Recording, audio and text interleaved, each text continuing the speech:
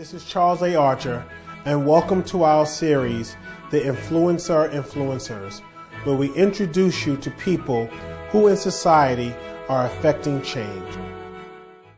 Hi, everybody. I'm Charles Archer. We're here talking with Brooklyn Borough President Eric Adams. Welcome. Thank you. Thank you, Charles. Thank you for doing this with us. I guess I'll jump right into it. This is Black History Month. And as the first African-American borough president for Brooklyn, which really, means a lot to me and a lot of other people, how has that experience been for you? It's been great, when people have been denied access to power. As soon as the door opened, there's a tidal wave of requests. And sometimes we must understand that life is like a funnel. Everything's not going to flow through when we want it to, but if it flowed through at a consistent rate and a very organized rate, we'll all get through to the other side. And so a lot of our folks, I thought this is something that Obama saw when he became president. Folks are saying, why am I not in the mansion that I always wanted to live in, and why I'm not having the six-figure job that I always wanted. That's just not how things operate. And the first year, I just took time really doing an analysis, figuring out how do we build a strong foundation and a strong team that is going to move the ball forward for so many. With you being in the position that you're in, and what has happened in the city for a younger demographic of people between the ages of 30 and 45 in politics, what do you think we should be concentrating on for the next wave of leaders beyond borough president, maybe mayor again, maybe some other kind of city post that does have the influence that you're talking about? Well, on the ground, and I think the number one focus, a lot of times we gauge success by, how many buildings we build. And it's just not about brick and mortar. Is how do we start building people? How do we give people the tools they need to apply their purpose and to reach the goals that they would like to see in themselves? And people have been living vicariously through the success of others and identifying that as success. And I just really want to empower people. I want to give people the tools. I want to teach them how do you look inward and find your own purpose in life. And that's the fulfillment that people need in Brooklyn. People are really hurting. And they're not going to feel better by themselves merely because we have a ring and the Nets win the championship. That's a temporary pacifying of the real issues that are impacting people. And I want to address those issues. When we look about the African-American communities throughout the country, on the East Coast, Brooklyn has become that for black people. You have Harlem, which has that also same influence. You have Atlanta, you have North Carolina, you have Chicago. How do we get to a place where that hope doesn't just translate to younger people, but it also still resonates with older people? So true, because, the number of years on the earth may wrinkle our skin, but giving up hope wrinkles our soul. And this borough cannot become so hip and cool that it leaves behind the people who made it possible and really held things down for us. Our seniors were waking up to gunshots and not alarm clocks, but they did not flee. They held on. They made sure that Bed-Stuy, Crown Heights, Brownsville, East New York, which real estate has doubled in price over the last year, they have made sure that these communities really held on, and we must provide a place for them. We must find senior housing, transitional housing for seniors who are downsizing because the children and grandchildren have moved on. And that is part of my role of the affordable housing plight, is to make sure that we're not leaving seniors behind and they're able to live in this borough. 20 years ago, I co-founded Evelyn Center for Serving People in Need, where we support people with disabilities, mental, intellectual, etc., live with dignity, independence, and respect.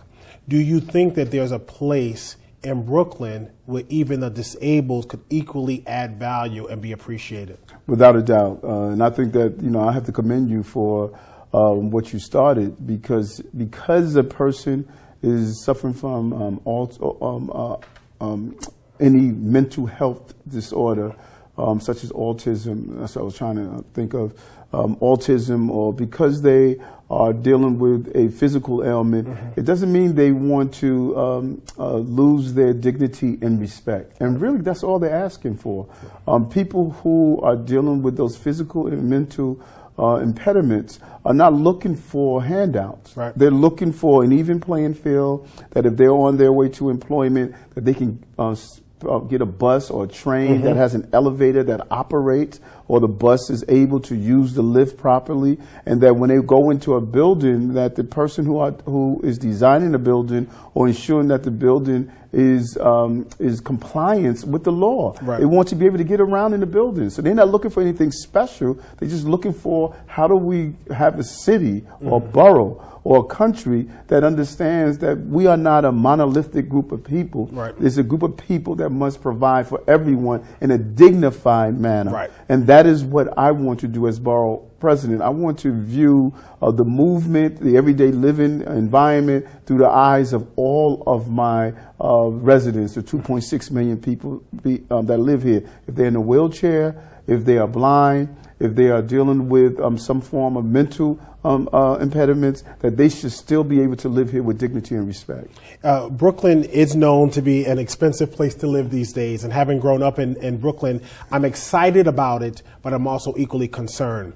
The mayor spoke about affordable housing for people. Is there anything that your office is thinking about or considering where that affordable housing can also be used for the disabled as well as seniors, et cetera, with what you were just talking about? Well, what we want to do, we want to use some of our capital dollars on those programs that are creating housing opportunities for veterans who are coming back from serving with PTSD, or part of adding to the homeless population. We want to use it for those who are targeting groups who are coming from the disabled community. Right. And we want the disabled community to be a part of that conversation and some of the things we want to do around the housing issues. I don't want to dictate to the disabled community or the community that's dealing with physical or mental impaired issues. I don't want to dictate to them what is needed. We have been having a series of conversations with that community and say, what can we do here? How do we utilize the resources we have, which is not a lot, but how do we hit the target with the minimum amount of resources that we have? I can say that, you know, EDC Spin is definitely a supporter of what you are doing. This office has always supported the disabled community, and I'm really glad to hear that you're continuing that. There are a lot of things that are concerning to me as a leader, as a black man, as an advocate for rights for all people. When we think about younger people, one thing that's always kind of been on my mind is, how do we get them to consider educational opportunities over the glitz and glamour and flash of a Barclays Center or a basketball player or a rap artist who has significant value within our community, but that can't be the beginning and the end? No, so true. I think that's accurately placed. And the way to do it is, I believe, is get them engaged. If a young person is part of ensuring the funding or the safety of his or her school, then it really forces them to be more mature and developed and seeing things from a different picture. I think that we have denied young people the opportunity to be engaged in how do you effect change that impacts you. Having them engage in politics, having them engage in anti-violence. I was so proud to see young people take the streets and march for police-related issues. Yeah. These were the grandchildren of the civil rights marchers, and now these children were out in the streets. If you're marching for civil rights and proper police practices, then you're not going to be slinging drugs on the corner, or you're not going to be harming someone, because you engage in change. Right. And when you allow young people to be engaged in change, then they see that they must use their constructive and positive energy to do something that's positive. And they move away from some of those material things that are attractive and appealing, and they focus more on a more substantive outreach. And sometimes young people start out when they engage in change. They may start out not knowing and realize that, hey, to better my tools, I want to go back and get that associate's degree. To better my tools, I want to go back and really learn African history and become a teacher. And so because you are engaged, it really empowers you to go and seek ways to develop yourself by learning more. How do I be a better engager in change? And I'm glad you brought it up, as a former prosecutor and you as an officer and a sergeant, lieutenant and captain, with all of the things that your voice has added to that discussion, we have a different perspective and maybe a closer perspective on the good cops and bad cops and inappropriateness and the greatness of that job that is really needed within society. How do we engage in a conversation that is honest? And when I say honest, there are things that we don't want to talk about, but probably would make that discussion easier if we were willing to. What are your thoughts around what we should be doing? And I love that, and I think that you and I both come from a different perspective. Being a prosecutor, you have sat in rooms where you've seen and witnessed some of the horrific crimes that have been impacted on victims. Right. And you know that a mother doesn't feel any consolation if a child was shot by a person with blue jeans or a person in a blue uniform. Right. And the issue of violence on a person is a real issue. And so it's easy to point to the symbol of a police officer as the reason for our problems. And I know that when people were marching and saying, "I can't breathe," that "I can't breathe" comment was symbolic of all the pressure that's on their emotional chest. The housing issue, the issue of violence, the joblessness, living in poverty, police abuse, not having quality education. Not having a voice in the discussion. Not having a voice in it. All of that is the suffocation. Yeah.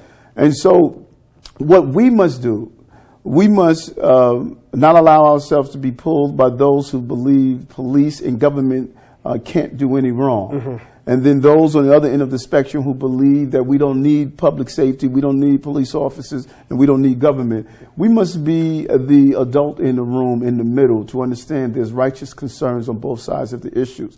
There was pain that was felt when Eric Gardner was killed, and the families had real concern. And then there was pain that was felt when 2 cops were assassinated. So knowing and respecting the pain on both sides of the issues gives us the opportunity to sit down and have a real conversation about how do we deal with the real issues and not just those symbolic issues that people are facing. I released my 3rd book, Everybody Paddles, A Leader's Blueprint to Creating a Unified Team. When you hear about teams, what has been the linchpin to making the culture of unity work for you?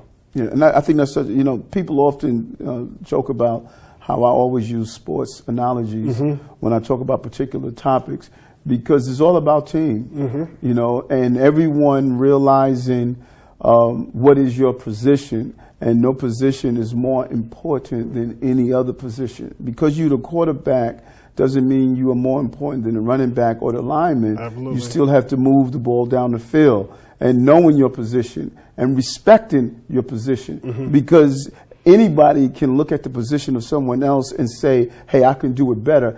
How about doing your position first? Exactly. Do your position first and play your role. And that was one of the most important things I had to learn here as I built this new team in Borough Hall, to number one, see the vision and understand that in the role of moving the ball down the field, there will be distractions. And there will be people in the stands who would try to call the play. There's a reason they made the term Monday morning quarterback in the dictionary, because everybody's going to tell you what they could have done. But how do you respond after you have been sacked by a 300-pound lineman? Exactly. When that concussion hasn't really fully healed, and you're still hearing footsteps, even the pocket is collapsing around you. Can you still move the ball down the field? Right. You are not a professional quarterback merely because you sit on your couch with an Eli Manning jersey on Sunday. Get on the field. Play with your hands numb and you're cold and you're scared and you've been hit a couple of times. And that's the role of borough president. People may look at this office or any office and say how they could have done things or would have done things. But there is a constant call and attached to my psyche of what I must do with all of those distractions and all of those stimuli. And I've learned that if your team respect that, if all the players on the team respect your position, and they begin to understand that you have them in mind and your desire to move the ball down the field, you do it with the understanding that it takes a team to move it that next yard. They begin to respect and they begin to buy in. I may have the vision, but I need them to fulfill the vision that I see. And they have to believe that you are going to do it in a very fair, very compassionate, and very understanding manner. And you're going to be equal in how you distribute the task and how you distribute the praise as we move forward. I like to be honest in my discussion with people in general. And one of the things that we've done really well at EDC Spin is talk about that we all count. Everybody has value, and we need your contribution. In understanding that, and as a leader of a borough and me, an organization, part of that also means that there's that moment where you have to say, you're not a team member. This is the wrong team for you. We have to let you go. Or you should be looking for a different opportunity. I'm glad you're laughing, because I would love to just hear in general, what are your thoughts around separation from team when it's best for the team? Listen, Stoudemire told the Knicks that, you know what, it's time to move on. Exactly. And, you know, I respect that so much. You know, I tell my team, I borrowed a slogan that I read in one of the leadership books. I don't know, recall what it was, that we go through a period where we form, then we storm, then we norm, and then we perform. Right. Some folks enjoy being in the storm level. And happiness is an emotion just like sorrow is an emotion. And some people are addicted to the emotional feelings of sorrow. Right. And they will stay there. They will stay in the storm forever. And once you identify that you have a person that really identifies with the physical pleasures of being in the storm, they really shouldn't be on the team that's trying to move to the point of perform. Right. Because you'll never get there. Right. And then you must identify, one of the most important things that I realized, there was, when I was a lieutenant in the police department, we walked into a building, public housing, and there was urine in the elevator, and one of the rookie cops said, you see, these people don't deserve anything. They urinate in their buildings. They don't care about their building. And I said, listen, one person urinated in the building. The other couple of hundred people that live in the building, they are as upset over this as you are. Right. You know, but if we start to tie everyone in that building with the action of one individual, then you would begin to give a broad brush of who you have. And that's the same thing on your team. If you don't identify who is the individual or individuals who are pulling your team apart and get rid of them, they will send a cancer throughout your whole team. And when I did an analysis of my team, I have 65 employees here. There were only 5 employees that had issues. Everyone else was doing their job. Right. Those 5 employees were mixing and matching with who they would be in conflict with every day. And so once I sat down with the 5 and gave them an analysis and say, either you're going to turn yourselves around and stop being the cancer here and spread through the body of my entire team, or you're going to have to find another place to be. And once you identify and you give clarity and to the problem, people have an opportunity to turn around. Some people had to leave. Right. I agree. I agree. Some people realize that, you know what, I can't turn myself around, and you're watching and monitoring me. You know, so it's better for me just to leave. Before you ask me. Because then you will ask me. That's right. I had the opportunity this week, was obviously the All-Star, NBA All-Star, and I had the opportunity to go to the Retired Players Association. And there was a panel discussion about street basketball. And I bring that up for this reason. Majority of players have some roots to Brooklyn, and majority of them have roots to housing projects in Brooklyn. We lived, me and my family, or my parents and the kids, we lived in Red Hook projects for a period of time. There are people who come out of Fort Greene projects and other projects. How do you, as borough president, take that level of energy or that level of achievement and leverage it, particularly to give people hope when they see things that make them hopeless. That's so true. And that was my conversation with the NBA, and I have to commend them on embracing my mindset. Right. You know, I didn't go to any of the games. I didn't go to any of the activities. And my conversation with the NBA was that my people need more than tickets to the game. They need these players to come back into the community and have a conversation about achieving, about moving forward, what it takes, the discipline. We look at these players on the court playing and don't realize what it takes to be a professional player, the amount of discipline. And that same discipline is what is needed to move through life. Right. These are not easy achievements. And so I think that is important for folks to see people like you, to come back into Red Hook and state the only difference between a condominium and a project is the attitude. And I must tell you, the apartments in Red Hook projects were really nice. Right. You know, when you think about what's being built now. Exactly. There's some really nice apartments. No, so true. That's why they're trying to displace a lot of folks, you know. And so I think that, you know, we owe it to the communities that we evolved from to be a constant reminder of the possibilities. And I have to take my hat off to some of the players who have contributed, continued to do that. Building basketball courts, having foundations that give back to the inner city, showing their presence, and allowing young people to see them not only on TV, but to see them on their block. And that makes a great deal of difference. Absolutely. Two last questions. One, the brand of Brooklyn is a brand that is so international that when I travel the world and tell people I'm from Brooklyn, there's this excitement. How do we bring international tourism, not to Manhattan, but to Brooklyn, where the brand is equally as big as New York City? No, so true. And that's what we're doing. In the last year, I have traveled to China and met with the officials in Beijing, Shanghai, Yiwu, and several other cities to talk about how do we build these sister cities. I have met with leaders from Azerbaijan and Baku and Istanbul and Guatemala to talk about just that. We have a series of meetings that we're setting up with other cities and countries across the globe of talking about how do we start utilizing the brand. We want to bring tourism here. New York City received about 53 million tourists. Many of them stayed in Manhattan. We want to attract them to Brooklyn. We're talking to tourist bus companies, allow people to see our neighborhoods. When people come visit here, they eat in our restaurants, they go into our shops, they spend money, they're able to hire people, small businesses who are the backbone of our communities. We're allowing them to grow. And so my focus is utilizing the tourism to come and use this brand. You have had a full career, from the things you did with 100 Blacks in Law Enforcement to your work in the police department, and then your work as a senator.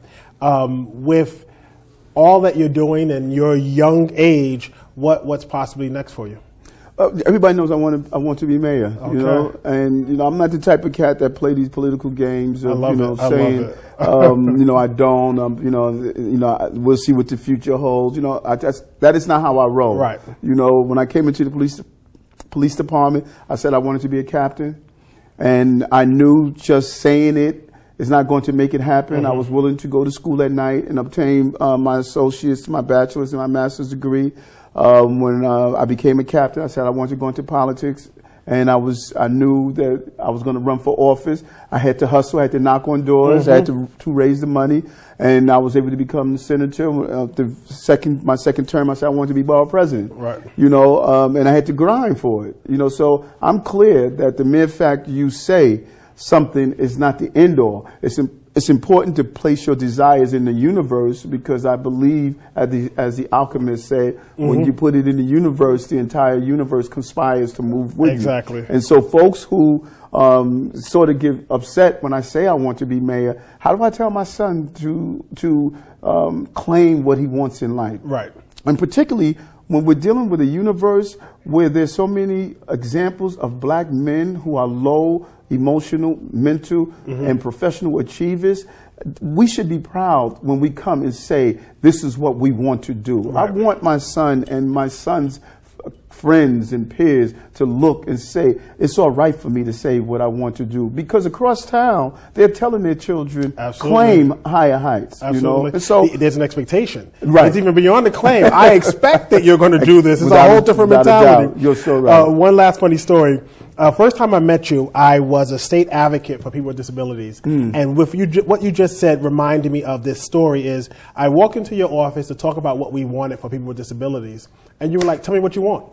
And you were like, let's not go through the song and dance. Or tell me what you want so we can move this along. And I could definitely appreciate it. Yes, but thank you for your time. I'm glad that you were able to do this. Appreciate thank you so much. Okay, good.